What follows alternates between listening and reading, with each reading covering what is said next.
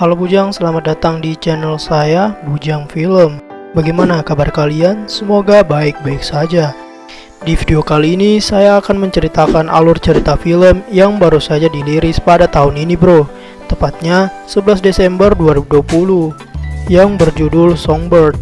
Film ini sendiri menuai banyak kritikan pedas oleh para netizen sebelum filmnya dirilis dan masih berbentuk trailer.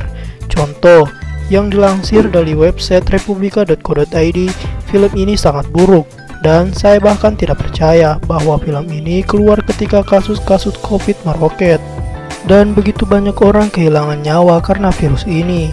Film ini sangat menjijikan, sangat tidak sopan dan sangat tidak sensitif, ujar salah satu orang dalam cicitan Twitter tersebut. Yang lain juga berkata, film ini pada dasarnya meromantisasi pandemi karena membuat tragedi global yang menewaskan ribuan orang setiap hari menjadi kisah cinta. Namun yang kita bahas bukanlah mengenai masalah ataupun kritikan para netizen, karena itu bukan alur dari channel ini. Sampai sini kalian pasti paham kan? Nah lanjut. Film ini disutradarai oleh Adam Mason dan didukung oleh produser Songbird di rumah produksi Invisible Narratives. Nah, film ini mengisahkan mengenai virus COVID-19 yang bermutasi menjadi COVID-23 yang membuat seluruh dunia harus lockdown selama 4 tahun dengan dilatar belakangi waktu 2024 dan orang-orang diharuskan melakukan pemeriksaan suhu pada ponsel mereka di setiap paginya. Sementara itu, mereka yang terinfeksi COVID-23 dibawa dari rumah mereka tanpa persetujuan keluarga dan dipaksa menuju kamp karantina yang dikenal sebagai Keyzone, di mana itu adalah tempat dermaga Santa Monica yang ditempati oleh tentara dengan kendaraan berlapis baja yang siap menembak warga sipil jika ada yang melanggar peraturan lockdown. Dan korban yang tewas dalam film ini mencapai lebih dari 8 juta per tahun. Sedangkan jumlah kematian akibat virus COVID-23 di seluruh dunia sekarang lebih dari 110 juta. Di camp itu juga orang-orang yang terinfeksi COVID dibiarkan mati dan secara paksa untuk sembuh. Bagi kalian yang memiliki pendapat ataupun kritikan mengenai film ini, kalian bisa tulis saja ya di kolom komentar. Tapi setelah kalian simak video ini, dan jangan lupa di like, komen, share, dan subscribe. Nah, tanpa berlama-lama, mari kita langsung ke alur ceritanya. Igzo.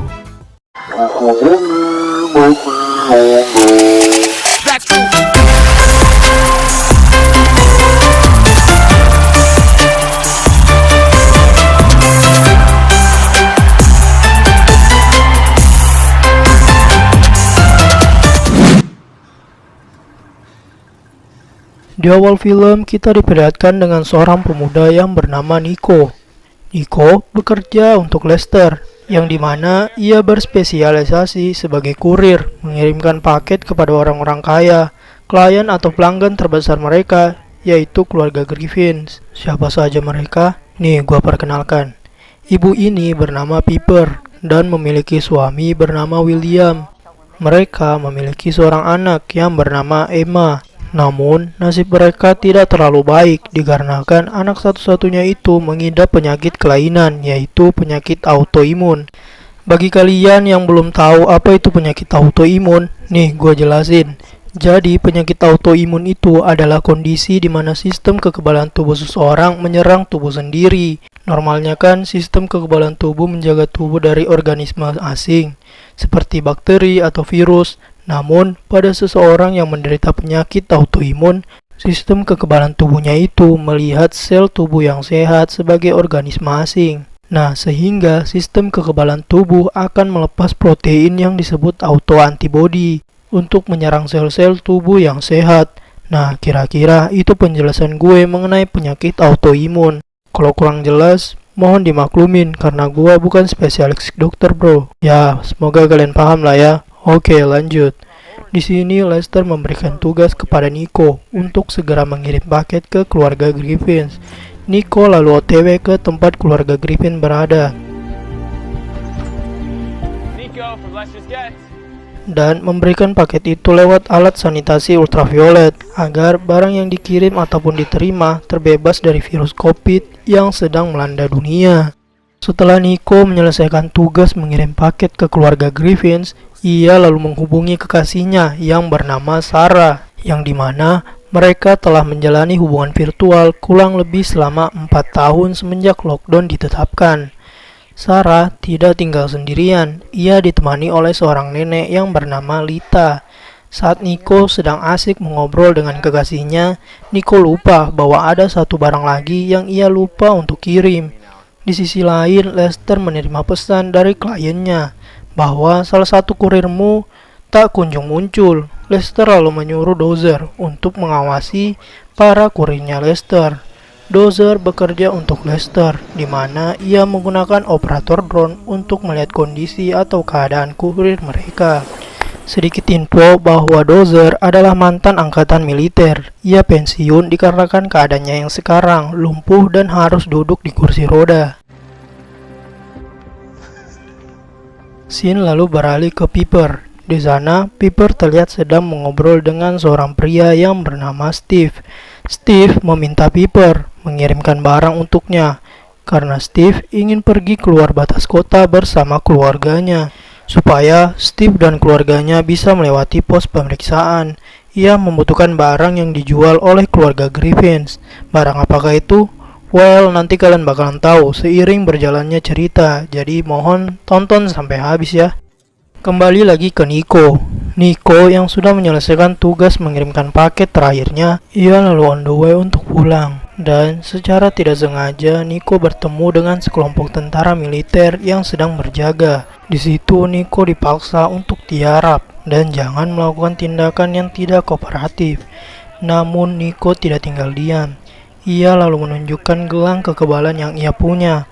Dan seketika, tentara itu mengizinkan Nico untuk lewat. Nah, di sini gua bakal kasih tahu ke kalian, bro. Apa sih itu gelang kekebalan? Nah, jadi gelang kekebalan itu memiliki manfaat di mana seseorang jikalau memakai gelang itu, tubuhnya bakal kebal terhadap virus COVID. Meskipun orang itu tidak menaati protokol 3M, dan gelang itu hanya dimiliki oleh orang-orang istimewa saja. Dalam artian hanya orang kaya atau berduit yang memiliki gelang itu. Nah, sampai sini gue harap kalian paham ya mengenai gelang tersebut. Oke, lanjut. Scene lalu beralih ke seorang wanita cantik yang bernama May. May berprofesi sebagai penyanyi sekaligus seorang YouTuber yang mencari nafkah menjual cover lagu klasik secara online. Di sana, May terlihat sedang melakukan siaran langsung di akun YouTube-nya. Dan terlihat ada beberapa orang yang melihat siaran langsung May, termasuk Sarah, William, dan juga Dozer. Di sini Dozer agak sedikit curhat kepada May lewat live chatnya.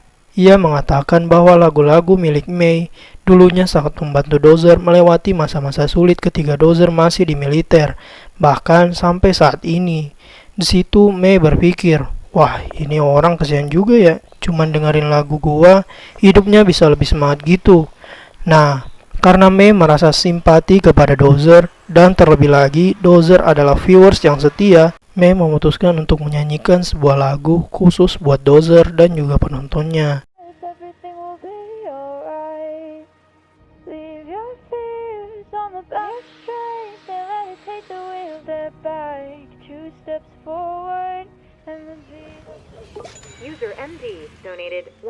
Besoknya Dozer memberikan donasi sebesar $100 kepada May lewat live chatnya. Dan di situ May meminta untuk Dozer menceritakan pengalaman saat di militer dengan bervideo call dengannya. Dan semenjak saat itu, May mengembangkan ikatan dengan Dozer sebagai teman.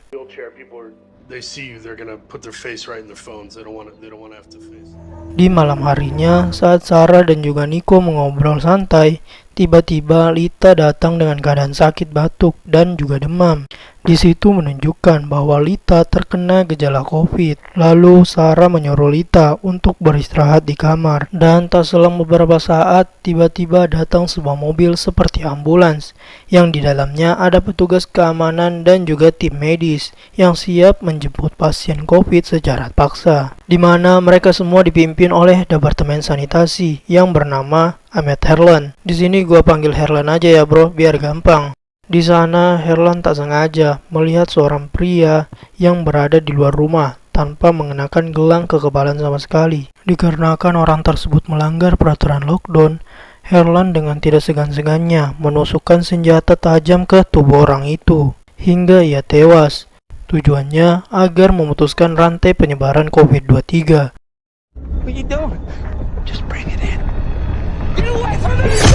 Di sisi lain, Sarah mendapatkan teguran terhadap petugas keamanan di luar dengan mencoba mendobrak pintu apartemen Sarah. Namun untungnya Herlan datang dan memperingatkan bahwa petugasnya salah kamar. Petugas tersebut lalu mendobrak tetangga Sarah, yaitu Alice yang terinfeksi COVID. Di situ Alice tiba-tiba muncul dan mencoba untuk meminta tolong kepada Sarah. Namun, karena Nico mendengar semua kejadian yang dialami Sarah saat itu, lewat video call-nya Nico melarang Sarah untuk membukakan Alice pintu. Dikarenakan Alice sudah terjangkit virus corona, otomatis jikalau Sarah membukakan pintunya, Sarah dan juga keluarganya bakalan dicek apakah Sarah dan juga neneknya sebelum itu atau hari sebelumnya pernah berinteraksi dengan tetangganya yang bernama Alice. Yang dimana sebenarnya nenek Sarah yaitu Lita sedang mengalami sakit dan menunjukkan beberapa gejala COVID pada dirinya. Di saat itu juga Nico yang mengkhawatirkan keadaan Sarah langsung bergegas menuju kediaman Sarah.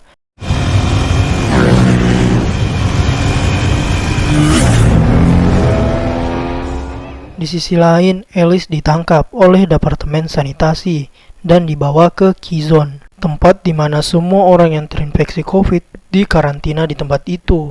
Lalu pemimpin mereka, Herlan, mengingatkan Sarah untuk tidak lupa pengecekan suhu di pagi harinya.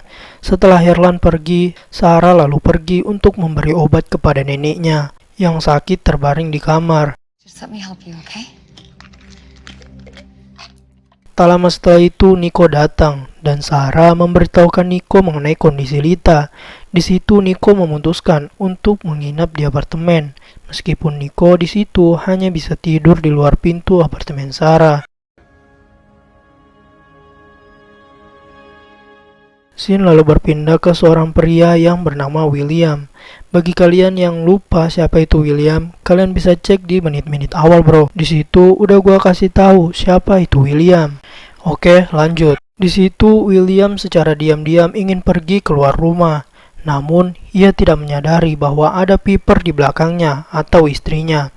Piper lalu menegaskan kepada William dengan mengatakan, "Kau mau kemana di tengah malam seperti ini?" William bilang, "Ini mau ketemu Herlan yang dia mau ngajakin aku ketemuan buat bicara bisnis. Tanpa bisnis itu kan kita nggak bisa makan yang." Ya udah, William langsung pergi dari situ. Buat kalian yang bertanya-tanya, bisnis apa yang dijalanin oleh keluarga Griffin, sabar bro, nanti juga kalian bakalan tahu. Yang pastinya bukan narkoboy. Lalu William pergi menemui Herlan. Tetapi itu hanya alasan buat William kepada istrinya, yang dimana sebenarnya William sudah janjian dengan seorang wanita yang bernama May di kosan May itu sendiri. Di sana May dan juga William melakukan pengecotan, pokoknya semua yang berbau-bau enak-enak dilakuin oleh mereka berdua.